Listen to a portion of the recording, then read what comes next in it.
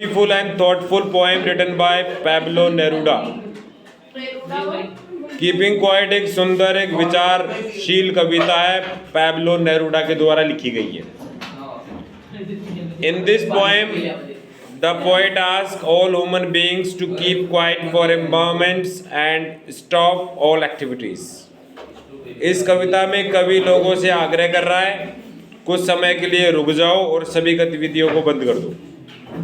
He suggests that we should count up to 12 and remain silent. कि हमें 12 तक गिनना चाहिए और चुप हो जाना चाहिए. By doing this we can experience peace and self-reflection.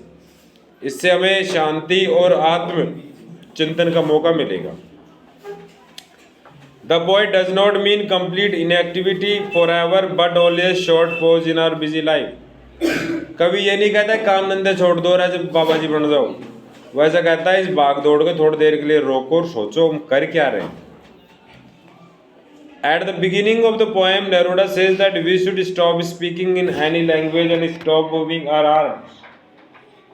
एक तो बेवजह को टांग खींची बंद करो, एक दूसरे के खिलाफ बकवास करना बंद करो और हथियारों का उपयोग बंद कर दो. This symbolic silence represents unity and peace among people across the world. इससे संसार में शांति आ जाएगी. If everyone remains silent at the same time, there will be no violence, no war and no harmful activities. ज़्यादातर तो गंदे काम है ना ये बोलने से होते हैं. उसने उसको अपशब्द बोल दिए, गुस्से में आयर मर्डर कर दिए.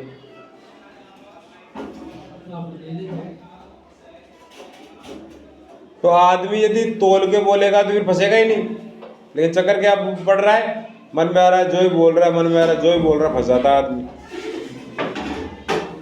The fisherman will not harm whales in the sea and the man collecting salt will not hurt his cracked hands. तो वेल मछली को पकड़ने वाले मछुआरों और नमक बनाने वाले लोगों, एक बार देखो तो सही तुम क्या कर रहे हो.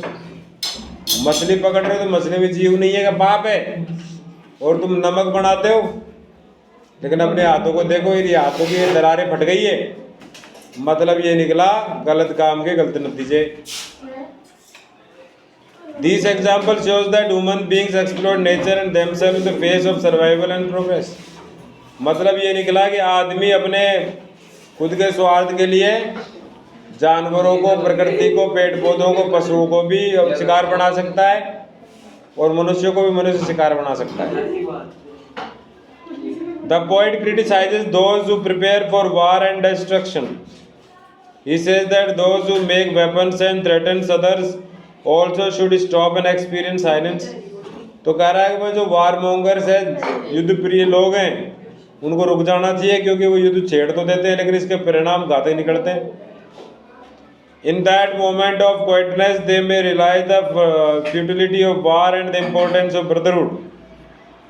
तो कहता है कि शांति जब हो जाएगी तो ये व्यर्थ नजर आएंगे युद्ध, और ये जो भाईचारा है ये काम का नजर आएगा.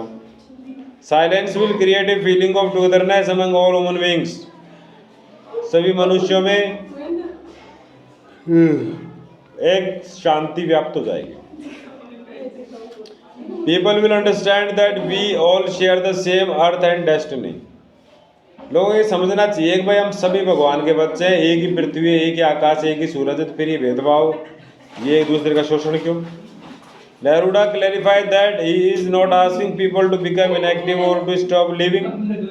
ये कवि नेरूडा कहता है कि मैं ये नहीं कह रहा कि काम धंधे छोड़ दो और अपने सारे कर्म बंद कर दो. कर्म प्रधान संसार है, ही कर्म तो करना ही पड़ेगा. He does not support total inaction or death. वो ऐसे नहीं कहता कि बिल्कुल निठल्ले हो जाओ, मर जाओ. He wants people to take a break from their routine activities and think deeply about their actions. वो कहता है कि रोज तुम काम जो रिपीट करते जा रहे हो, एक बार रुको और सोचो तुम कर क्या रहे हो. According to him, a continuous activity without reflection leads to sadness and misunderstanding. बिना सोचे विचारे एक ही प्रकार के काम को कई सालों तक करने से आदमी का माथा मोटा हो जाता है, बेबुद्धि का हो जाता है. Silence gives us time to understand ourselves and our others better. आदमी जो चुप रहता है ना, चुप रहने वाले आदमी को खुद के बारे में पता चल जाता है वो क्या है. रो के बारे में पता चल जाता है। और बकबक करने वाला आदमी है ना खुद को जान पाता है ना दूसरे को जान पाता है। The poet uses the image of the earth to explain his idea. He says that even everything seems dead in winter, its life continues silently beneath the surface. कवि कहता है कि पतझड़ की ऋतु में, सर्दियों में पृथ्वी बेजान नजर आती है। चारों तरफ पेड़ पौधे हैं लेकिन वो उनकी पत्तियां जड़ी हुई है। कोई प्रकृति में जीवंत चीज नहीं है, सब मृत प्राय लगती है। लेकिन अंदर अंदर उसके अंकुर पड़ते रहते हैं और सही समय आने पे वो अंकुरित हो जाते हैं। Similarly silence does not mean the end of life, it can bring new beginnings. When we stop and reflect we can learn valuable lesson about peace, love and harmony. लेकिन जब हम रुक जाते हैं, विचार करते हैं और प्रेम और एकता के बारे में सोचते हैं तो बहुत फायदा होता है।